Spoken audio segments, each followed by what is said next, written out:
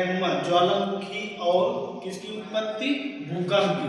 कहाँ से होती है? पृथ्वी के मेंटल से। जब मेंटल से इसकी उत्पत्ति होती है तो मेंटल से ये निकलता क्या है? मैग्मा। जब मैग्मा निकलता है तो क्या होता है? तरल अवस्था में होता है। मैग्मा कैसे होता है?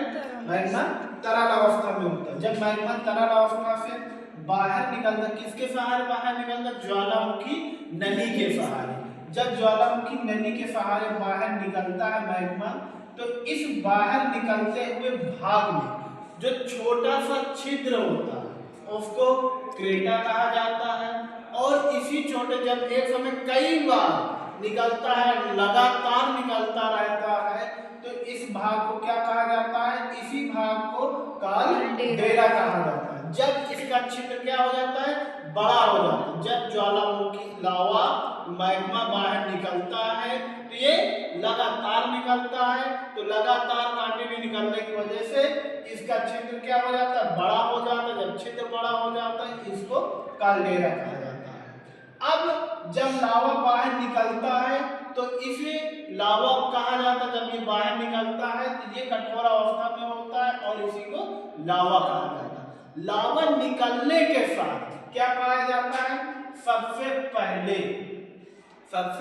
पहले क्या निकलता है? सबसे पहले और सबसे अधिक जलवाष्प की मात्रा होती है। जैसे कि भूकंप पढ़ाया था तो भूकंप में बताया था कि रेडान निकलता है ना, वैसे ही क्या होता है इसमें सबसे पहले अधिक और सबसे पहले कौन सा निकलता है? जलवाष्प निकलता है।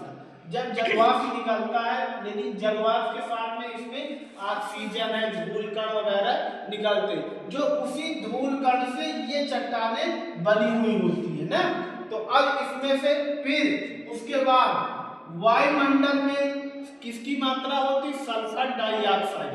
जब क्या कहते हैं वायुमंडल में होती है तो सबसे अधिक वायुमंडल में सल्फर डाइऑक्साइड की मात्रा पाई जाती है। ठीक, अब एक चीज और बताया था कि धूल कण से बनी हुई स्थलाकृति को क्या कहा जाता है?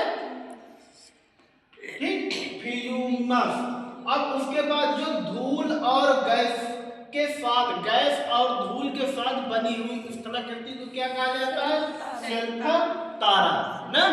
इसके बाद जब छोटे छोटे धूल कणों के साथ धूल कण के संगठन से बनी हुई स्थलाकृति को पैरोक्स कहा जाता है। ठीक, फिर उसके बाद जो गोली या कांच की गोली के समान दिखाई देने वाली स्थलाकृति को क्या कहा जाता है? लैपली कहा जाता है।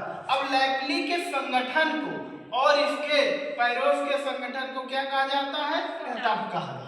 ठीक, अब इसके संगठन को क्या कहा जाता है? टप नाम दिया जाता है। फिर एक वही धूल कणों के साथ में एक त्रिकोण स्थलाकृति होती है जिसको कहा जाता है त्रिकोण या चने के समान दिखाई देने वाली स्थलाकृति को क्या कहा जाता है? स्कोरिया कहा जाता है। ठीक, अब स्कोरिया के जब स्कोरिया कई स्कोरिया मिलते हैं तो उस मिलने हुए को क्या कहा जाए? संगठन कहा जाए। जब कई मिक्स हो जाते हैं दोनों, तो जब मिक्स होने के साथ में बड़ी आकृति बनती है तो उसको ब्रेसिया कहा जाता है। और सबसे अंत में लावा निकलता है।